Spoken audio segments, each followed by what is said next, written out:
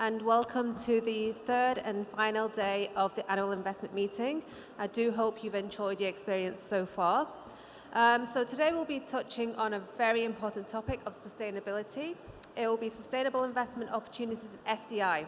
Our moderator is Gareth Presh. He is founder and CEO of World Health Innovation Summit, and he will be joined by the following panelists: Stefania Bonilla, Senior Economic Affairs Officer at the Investment Promotion and Facilitation for Sustainable Development at UNCTAD; Andrew Klotz, Head of Economic Development at Tractus; Isamu Koyama, Representative Director, Japan Innovation Park General Incorporated Association; Carrie James, Expansion Director at Region Organics; and Marwan Saleh Alichla, Director at Sharjah FDI Office. Please join me in welcoming to the stage. Thank you.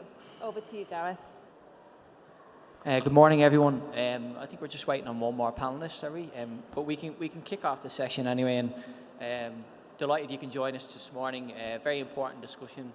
I think we're seeing a paradigm shift in investment, and I hope today we can give some practical examples, and our esteemed colleagues will share their experiences. Let's kick off with just a round of introductions. Stephanie, delighted to welcome you to the panel, and please, you're from the UN. Please, short introduction. Can you hear me? Okay. Good morning, everybody. Thank you for coming. I know it's difficult on the last day in the morning, so we appreciate you being here.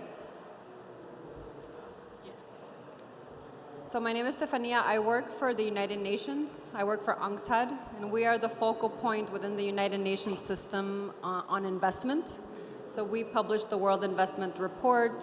We're a think tank. We keep track of all the investment trends across the globe. And since the world has started working towards the Sustainable Development Goals, we've also been tracking the investment trends towards the SDGs. So where is this investment going? And what we calculated was that in 2015, where the world came together to build these Sustainable Development Goals, the gap to achieve them, the investment gap to achieve the Sustainable Development Goals, was $2.5 trillion. That amount now is more than $4 trillion in developing countries alone. So this is just to set the stage that is sort of the baseline for us. There is this huge investment gap to achieve the SDGs. It's a gap, it's also opportunity, and we'll talk about that later. But that's a bit of background of Thanks very much, Steph. Andrew?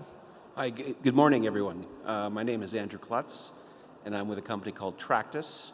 Tractus is a consulting firm that provides global site selection advice. We would work directly with investment promotion agencies, special economic zones, on investment attraction strategies and implementation. And we also have a small corporate finance practice. Our headquarters is based in Bangkok. I happen to be based in Boston. We have offices throughout Asia and the Americas, and focus most of our work there. We have some projects as well in Europe and Africa and the Middle East. We'll get into the details, but we are clearly seeing over the last couple of years a general shift into ESG-focused topics, and ESG is becoming more and more important, particularly in our site selection process. And later I will give you some examples of how projects have started and then changed midway through the decision-making process because of ESG. Thank you. Thanks, Andrew. And Koyama? Good morning, everyone. Thank you for having me here today. I'm very excited.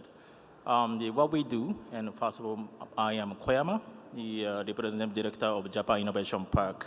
What we do is basically initiating a decarbonization and green focus project with Fortune 500 companies welcoming from overseas. First, we bridge it between Switzerland and Japan, and we want to bridge among UAE, Japan, and also Switzerland, bringing FDI and technologies to UAE. Thank you very much. Carrie, very nice to meet you. Good morning, everyone. My name's Carrie James. I'm the Expansion Director for Sanergy and Regen Organics. The aim of Regen Organics is to inspire a regenerative agriculture revolution in emerging markets. And we do this through large-scale organic waste treatment and reuse and conversion of organic waste into high-value agricultural inputs. Through the work of Regen, we are based in Kenya. We have brought in FDI investment from both governments and private sources over the last 7 years. So we have quite a bit of experience in that space, and also experience in what some of the challenges are that we have faced and what I see as some of the opportunities to improve in that field. So really looking forward to talking to those topics today. Thanks very much. And Marwan? Hello, everyone. Good morning. My name is Marwan of Investment Promotion and Support. So I represent Invest in Sharjah FDI office. So what we do is we promote investment. We attract investors into the Emirate of Sharjah. And what we offer is we support, we provide knowledge of the market, we guide investors step by step, and we offer aftercare services.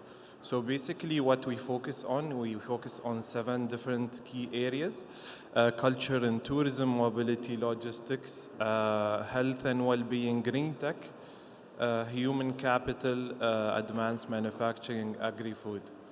So we guide investors step by step, studying the case, the business case, guiding them into they set up their businesses in the Emirate of Sharjah. Thanks very much. So you can see we have quite a diverse panel who've a lot of expertise. And let me start with Stefania. Can you set the scene for people in terms of SDGs, 2030 agenda? It's a big ambition. Foreign direct investment is needed. You mentioned $4 trillion. That's enormous capital. Can we bridge the gap? Is it possible? And where are the big opportunities, and also importantly, the challenges? So thank you. It's kind of the baseline of the question that we are working on at UNCTAD at the United Nations. So it's a bit contradictory because at the same time we have this huge investment gap, right? But simultaneously, we saw that SDG investment right after COVID declined a lot, but it's picked up, and it picked up in 2022 by 70%. So that sounds good, right? And the sustainable finance market is growing. It's more than $5 trillion, including social bonds, SDG-themed bonds, green bonds. So the money is there, the capital is there. It's this mismatch of where it's going. We see that it's heavily concentrated in developed countries. And when we look at all of the SDGs, we have 17 SDGs, and it's heavily concentrated on the SDG related to climate change, so specifically renewable energy.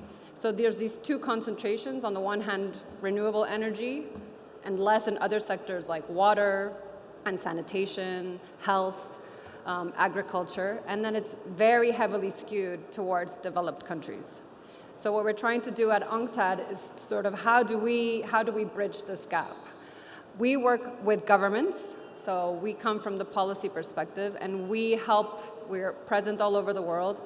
And one of the things we do is that we help investment promotion agencies and governments build their capacity and look at the attraction of investment in a strategic way.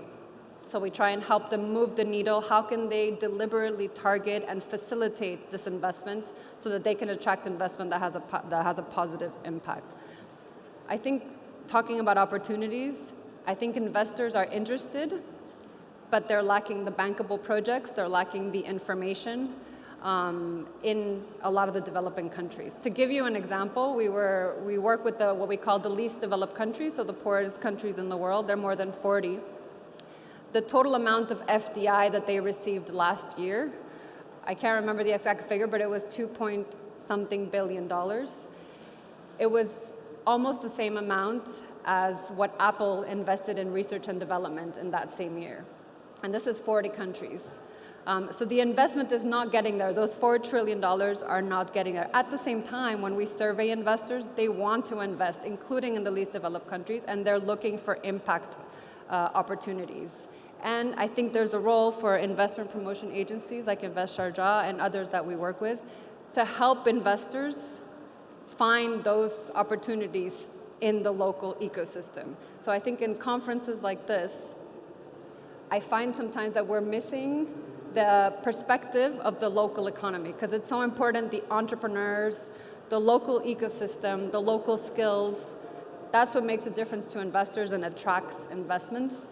And building that local economy, that local absorptive capacity to attract investment. So we work with startups, we work with building the skills. The World Economic Forum just had their Green Growth Conference, and one of the main conclusions was that this green revolution is going to bring a lot of new green job opportunities.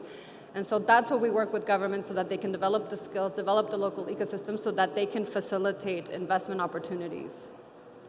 Thanks a million, but that builds nicely into site selection.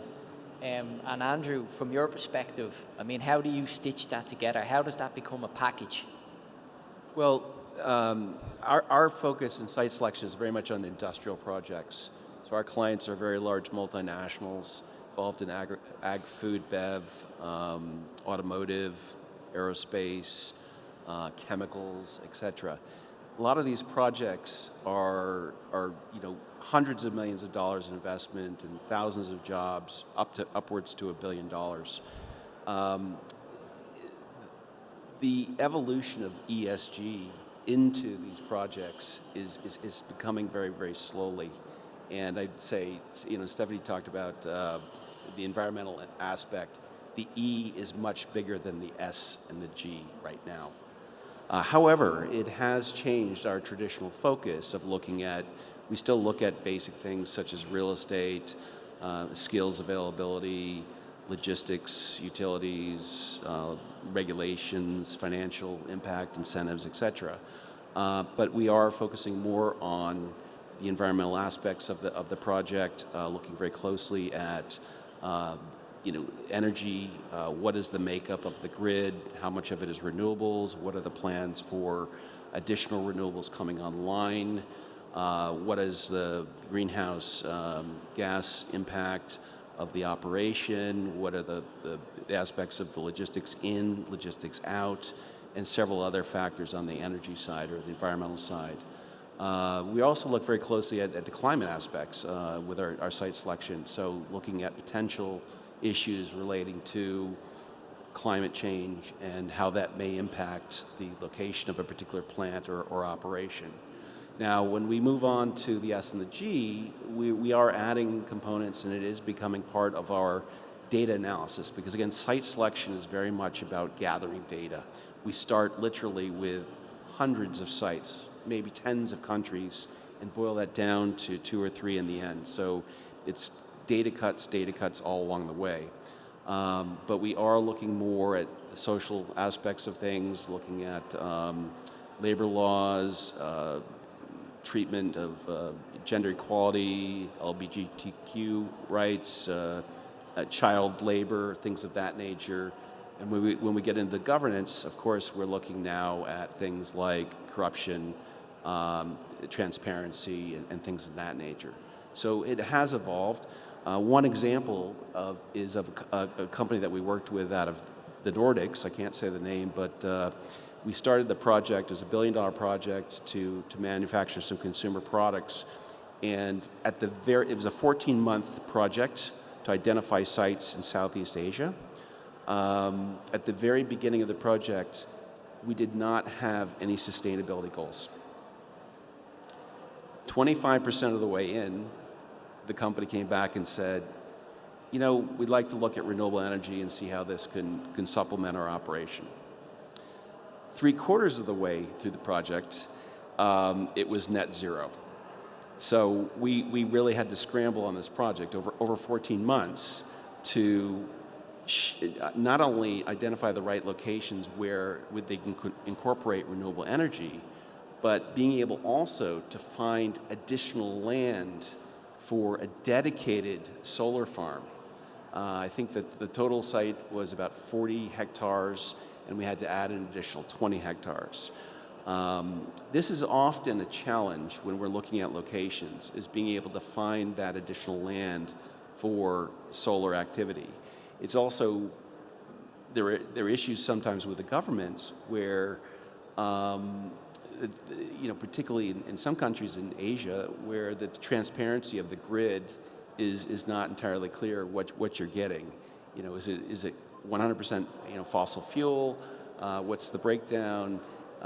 Can you add or modify to that with your own energy production, things of that nature? So there are some challenges there.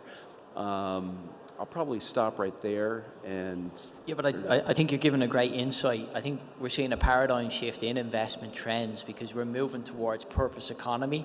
So people are very conscious of what they buy now and who they're supporting. So you'll see the social and the G come into perspective. And I think AI will transform governance, because we'll become far more transparent. But that leads me nicely into my next question in terms of Japan. G7 is around the corner. How do you think the G7 can support, in terms of ESG? And we talked about the governance. I think recently there was a G7 meeting actually on climate and energy and environment. Meeting that took place in Sapporo, Japan, and especially the three interesting points actually we saw. One point utilization of data for decarbonization and circularity. Number two is the power storage, and number three is it's a big topic, but how to realize green market, basically. So let me explain just one by one why this is good for the sustainable investment opportunity in FDIs. This is our experience, project management experience, the point of view for decarbonization project between Switzerland and Japan. Whether it is a country or it is a product or it is a company, what is important is how accurate you can be for the data, for the decarbonizations, and also the product. Whether how much you can reduce the CO2 emissions or the power consumptions. It's all about data. So one of the opportunities that we think, our team thinks, is that the company with data for decarbonization. That's one of the biggest investment opportunity. And number two, power storage in JP market. This is just my personal opinions in JP market. There are lots of challenges, by the way. There are lots of preparation needs to be done.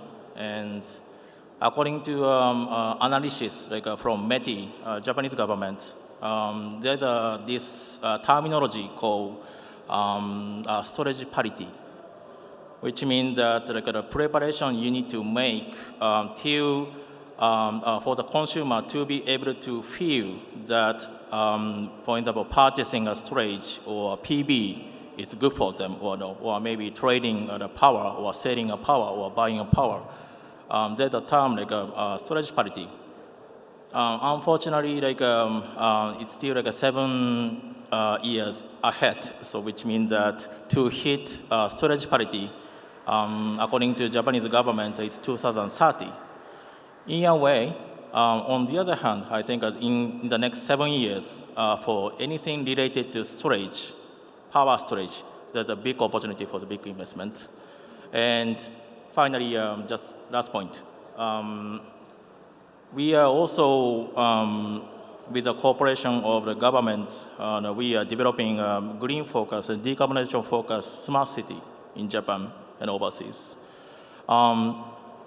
It's easy to say that creating a smart city or a green city, it's easy to say that done, actually. And so, but what is really needed is there's one really interesting product that we should focus on. In terms of the investment and also the technological point of view, it's energy harvesting. Energy harvesting without any battery, any wire, and it sends the data. As I said, data is a key, actually. And also, this data needs to be verified So welcoming, if we want to welcome more FDI like from overseas to this country, to Japan, to Switzerland, wherever, welcoming a third verification parties is very, very important actually to be accurate on the data for the decarbonization and sustainability. That's what I think. Thank you very much, Koyama. Carrie, food, absolute huge industry. Where do you see the opportunities in terms of inward foreign direct investment? Also, could you share as well where you see the locations around the world where there's going to be significant growth? Well, I'm incredibly biased because I am based in Africa, so I want to see the growth in Africa, but in those developing markets. I mean, the other panelists have already spoken about the mismatch of how much of the funding is going to the markets that need it the most. Sanergy and Regen Organics are based in Kenya. We have been relatively successful in securing foreign direct investment, both from governments. We have direct investment from the Japanese, the Finnish, the Dutch, and the US government, but also really interestingly, some from commercial investment as well. AXA Insurance, through their Impact and Biodiversity Fund, have invested, as well as Anglo-American Mining, who have helped us commercialise our carbon credits. So we see an enormous amount of interest from FDIs in impact companies that can show their benefit in SDGs and ESG. What I do see is the mismatch between the level of data and tracking and reporting that that FDIs need compared to what much smaller companies like Regen Organics can generally provide. To give you a real-world example, our process for securing investment through JICA for the Japanese government took around 2 years. It was an incredibly long due diligence process because there are the expectations of data and reporting that they have, and then there is the reality of what an impact company may have. So quite often we will have done our analysis and our estimation of impact, but what is required to turn that into an investable business case can often have quite a delta. It's one of the opportunities I see. Like when I speak to investors, they lament the fact that there are not enough bankable business plans out there. There's not enough bankable investment opportunities. But there is a piece of work that I think FDIs and companies can do together through technical assistance funding potentially or grants to bridge that gap. It's not for want of trying on the part of the part of the investees, but it's an area. It's the focus. You know, we are generally looking at what do we need to do to run our business, and the requirements around ESG and SDG reporting can be an addition that is not already in place and needs to be a piece of work that happens with the investors to make it happen, either prior to investment as part of the DD process or by identifying an actual element of the investment that is going towards building out those ESG and SDG reporting systems post-investment.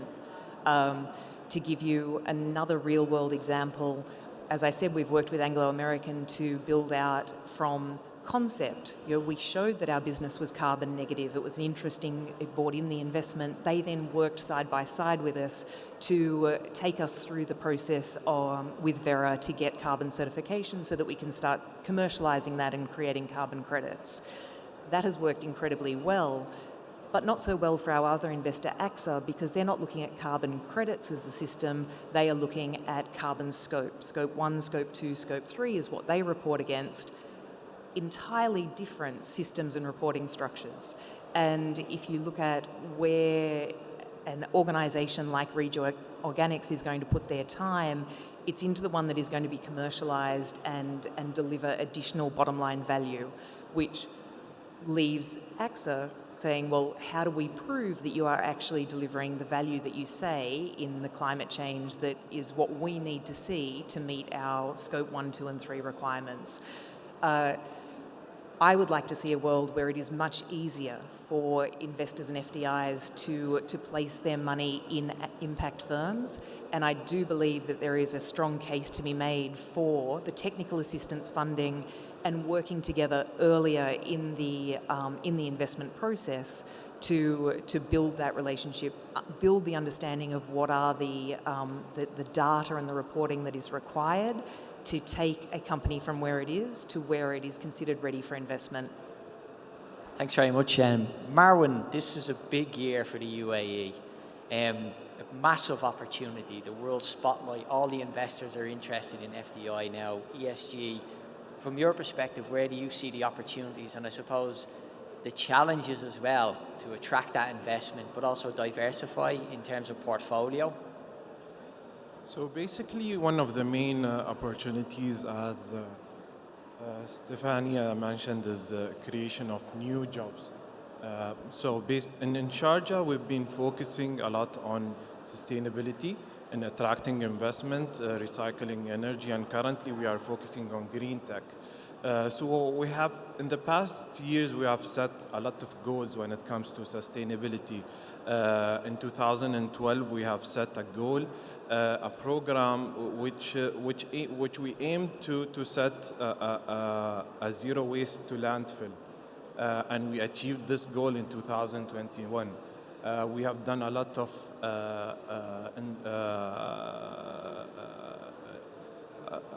programs when it comes to waste. We have established or announced a waste to energy facility in 2017 in partnership with BIA and Masdar here in Abu Dhabi. So we've been heavily promoting the sustainable and environment area in the Emirate of Sharjah, and we've been seeing a lot of success stories in the Emirate. Going to the opportunities in 2021, we have attracted more than $21 million in foreign direct investment, which created more than 1,800 new jobs. As an investment promotion agency, our role is to boost this area, the green tech, to transfer technology from different countries, to get more investments in the waste, energy, and green tech sector, and to support these investors to come to Sharjah. Thanks, Marwan. Let me go back to Stephanie. Just a quick question around the future. 2030, it's not that far off. Do we need a lot more investment? I mean, do we have to be dead honest here? Do we need, $10 trillion? Is that what it's going to take? Again, I think, as we were saying, by the way, our World Investment Report is coming out in June, which will have, again, the latest figures. But I think it comes down to what I mentioned at the beginning. I think the money's there. So it's not that we need more investment, it's that we need that investment to be a bit more diversified geographically and by sector. I think that's the main. We need the money to go, because what does it mean? We're always talking about investment in sustainable development. What does that mean? And one of the reasons I really like what we do in our job when we give capacity building and training to investment promotion agencies, they are active people on the ground trying to get investors.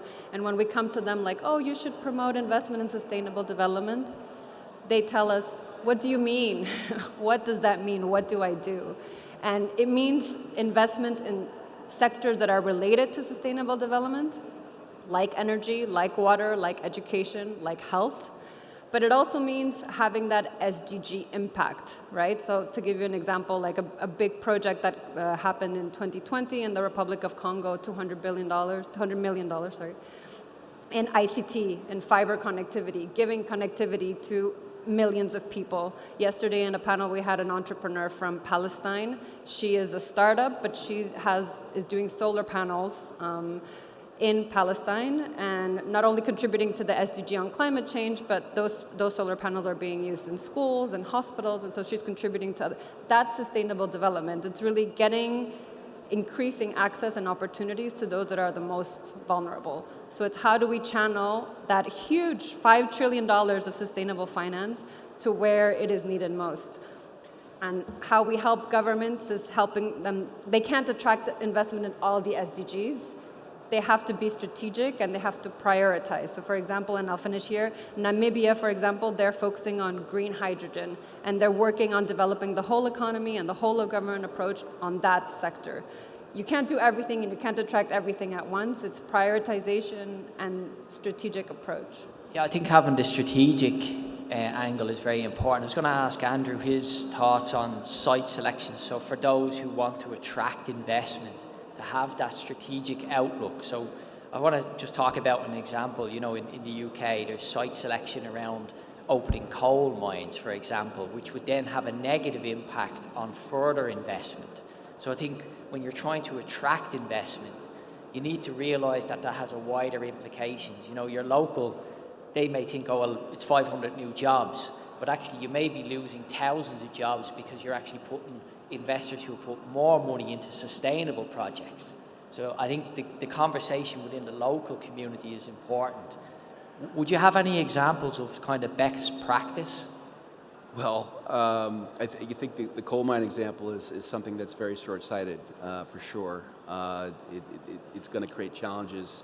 It's creating jobs immediately, but you know, again, we've seen investment in the past where governments have spent vast amounts of money to attract companies, only to come to find out 2 years later the company is moving on to a new location. Yeah. So the strategic approach in terms of understanding your assets and where you fit within the marketplace, supply chains, et cetera, is absolutely critical. Don't try to be something that you're not. Think about the long term. This is a long ball game. This is not quick hits along the way, to use some baseball analogies. So I think that it's. I hear what you're saying, because it's hard to compete when you have the United States coming out and putting $380 billion into the Inflation Reduction Act, which a lot of that has to do with encouraging sustainable investment in things like renewable energy, e-vehicles, etc. These are huge packages, and you can see already the impact of the number of companies moving in that direction because of the incentives to go there and operate. Not to mention the fact that there's a market. So again, it's not just about incentives. It's not just about. It's a combination of things: market, resources, skills, and some financing. So it's critical to understand who you are, what you have, and target for the long term based on your assets, not someone else's. Koyama, when you talk about markets and some of the G, the S and the G, the social, I mean, I'm not sure if people are aware, but TCAD, which is Tokyo International Conference for African Development, they invest about $30 billion into Africa. That's a massive opportunity, isn't it? And then just for the future of FDI. And I think blended finance, can we blend that capital with private capital? Do you think that that's an opportunity for Japan, perhaps?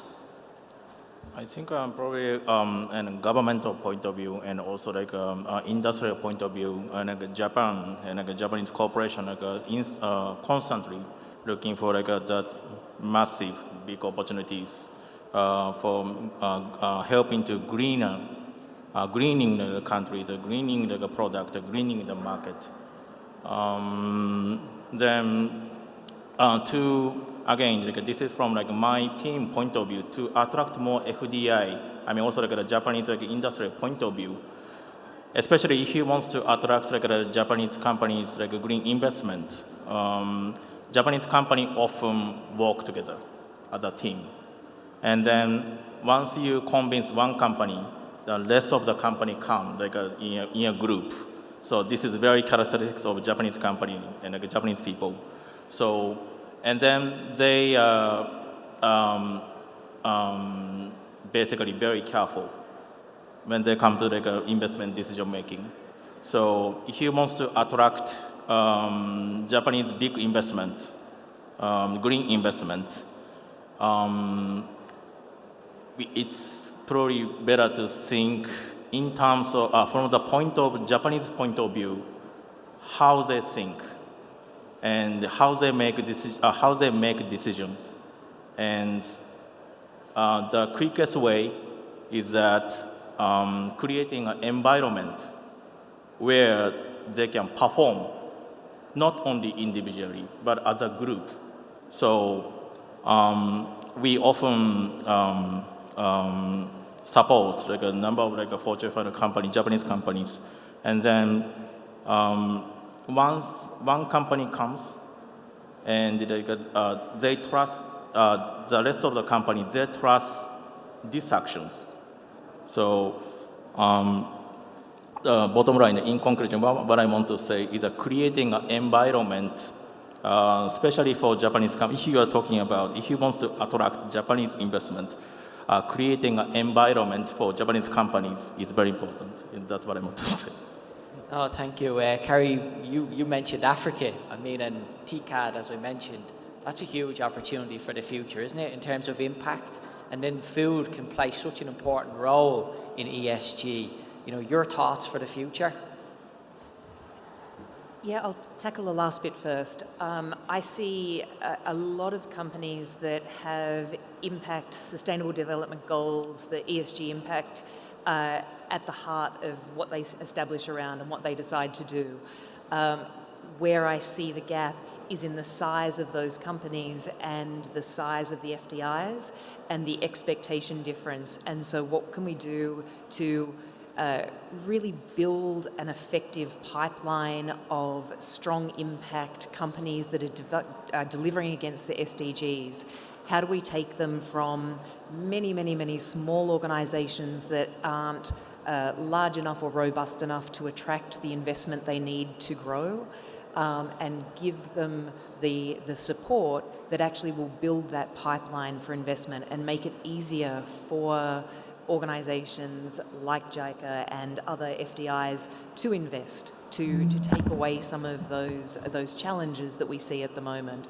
So I really do see that there is a piece of work that can be done to balance the size and expectation difference, which would help in the end to place that investment where it is most needed, which is in the companies that have SDGs as their focus, and help them get to the point where they can do the monitoring and the reporting that meet the needs to bring the investment in the front door. I think this brings us on very nicely to our final thought from Marwin in terms of trust building. I think there was a report published this morning, actually. I was listening to the radio on the way in here around the region, and UAE being one of the, I think it's third in the world, first in the region, attracting that FDI. Trust, I mean, for me, that will be the oil of the future. You know, do you see that as being one of the most attractive opportunities for the UAE to attract the FDI? So for sure, here in UAE, with the new rules and regulations set by the federal government, so recently we have launched the 100% ownership and foreign ownership in investment. So now we allow 100% foreign ownership in mainland and free zone. So this incentive was set for free zone only. But now all investors are welcome to own their companies 100%, which affected a lot in foreign direct investment, and which was an issue for foreign direct investments. So now in all United Arab Emirates and in Sharjah in specific, any investor can own 100% in most of the activities when it comes setting up, and we as Invest in Sharjah Investment Promotion Agency, we are available to support all investors, and we have done a lot of initiative in easing doing the business in the Emirate of Sharjah, in creating a one-stop shop. So we have created a one-stop shop for any investor to come and facilitate his investment. And we gathered all services related to government and public sector in one roof to support these services and to make all leads success. Thanks, Marwin. We just come to the end of time, unfortunately. I hope you've enjoyed this session. My thanks to the panelists. I think it's been insightful. And I hope it gives us optimism for the future as well, that we can bring solutions and actually have a sustainable financial package that works for all, leaves no one behind, and we actually achieve the goals by 2030. So thank you very much, and I hope you've enjoyed, and enjoy the rest of your day. Thank you.